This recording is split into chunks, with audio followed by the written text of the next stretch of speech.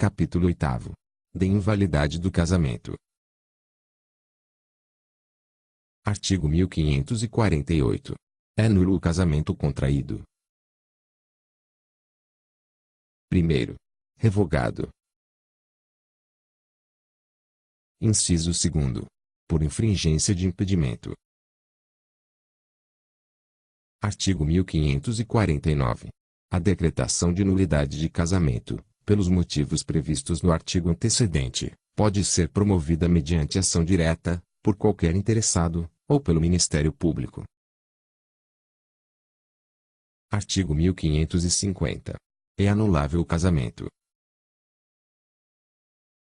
Inciso 1º. De quem não completou a idade mínima para casar. Inciso 2º. Do menor em idade núbio, quando não autorizado por seu representante legal. Inciso 3º. Por vício da vontade, nos termos dos artigos 1556 a 1558. Inciso 4º. Do incapaz de consentir ou manifestar, de modo inequívoco, o consentimento. Inciso 5º.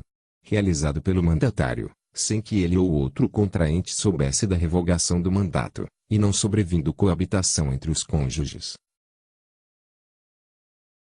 Inciso 6º. Por incompetência da autoridade celebrante. Parágrafo 1º. Equipara-se a revogação à invalidade do mandato judicialmente decretada. Parágrafo 2º.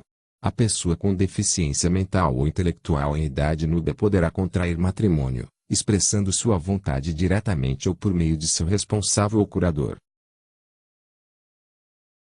Artigo 1551.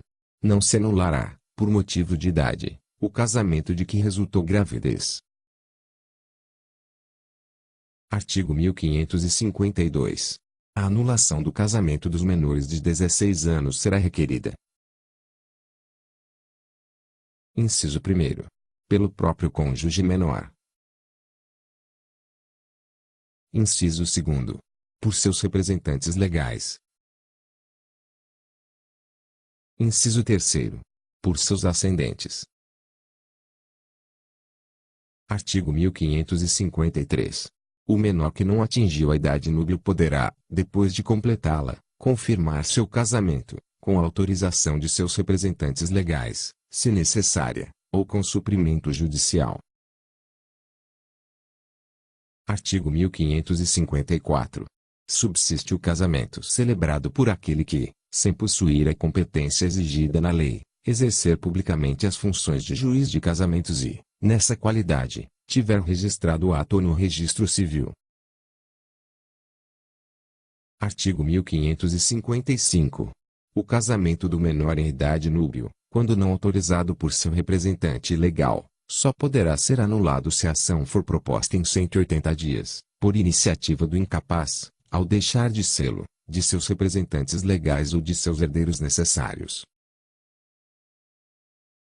Parágrafo 1º. O prazo estabelecido neste artigo será contado do dia em que cessou a incapacidade, no primeiro caso, a partir do casamento, no segundo, e, no terceiro, da morte do incapaz. Parágrafo 2º. Não se anulará o casamento quando a sua celebração houverem assistido os representantes legais do incapaz, ou tiverem, por qualquer modo, manifestado sua aprovação. Artigo 1556. O casamento pode ser anulado por vício da vontade, se houve por parte de um dos nubentes, ao consentir, erro essencial quanto à pessoa do outro. Artigo 1557. Considera-se erro essencial sobre a pessoa do outro cônjuge. Inciso 1º. O que diz respeito à sua identidade, sua honra e boa fama, sendo esse erro tal que o seu conhecimento ulterior torne insuportável a vida em comum ao cônjuge enganado. Inciso 2º. A ignorância de crime, anterior ao casamento, que, sua natureza, torne insuportável a vida conjugal. Inciso 3º. A ignorância, anterior ao casamento, de defeito físico irremediável que não caracterize deficiência ou de moléstia grave e transmissível, por contágio ou por herança, capaz de pôr em risco a saúde do outro cônjuge ou de sua descendência. Quarto. Revogado. Artigo 1558. É anulável o casamento em virtude de coação, quando o consentimento de um ou de ambos os cônjuges houver sido captado mediante fundado temor de mal considerável e iminente para a vida, a saúde e a honra, sua ou de seus familiares. Artigo 1559. Somente o cônjuge que incidiu em erro, ou sofreu coação, pode demandar a anulação do casamento, mas a coabitação, havendo ciência do vício, valida o ato, ressalvadas as hipóteses dos incisos 3º e 4º do artigo 1557. Artigo 1560. O prazo para ser intentada a ação de anulação do casamento, a contar da data da celebração, é de: inciso 1º. 180 dias, no caso do inciso 4º do artigo 1550. Inciso 2º. 2 anos, se incompetente a autoridade celebrante. Inciso 3º. 3 anos, nos casos dos incisos 1º a 4º do artigo 1557. Inciso 4º. 4 anos, se houver coação. Parágrafo 1º. Extingue-se, em 180 dias, o direito de anular o casamento dos menores de 16 anos, contado prazo para o menor do dia em que perfez a cidade, e da data do casamento, para seus representantes legais ou ascendentes. Parágrafo 2º. Na hipótese do inciso 5º do artigo 1550, o prazo para anulação do casamento é de 180 dias, a partir da data em que o mandante tiver conhecimento da celebração. Artigo 1561. Embora anulável ou mesmo nulo, se contraído de boa-fé por ambos os cônjuges, o casamento, em relação a estes como aos filhos, produz todos os efeitos até o dia da sentença anulatória. Parágrafo 1º.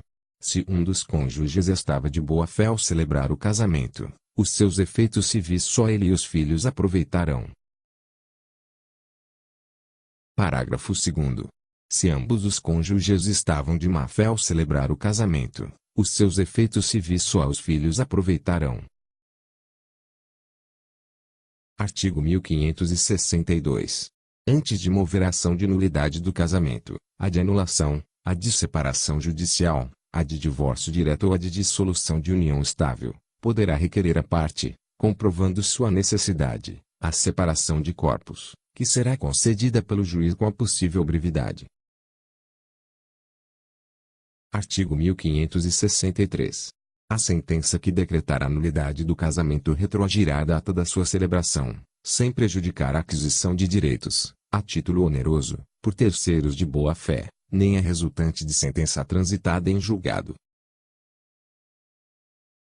Artigo 1564. Quando o casamento for anulado por culpa de um dos cônjuges, este incorrerá: inciso 1º. Na perda de todas as vantagens havidas do cônjuge inocente. Inciso 2º. Na obrigação de cumprir as promessas que lhe fez no contrato antenupcial.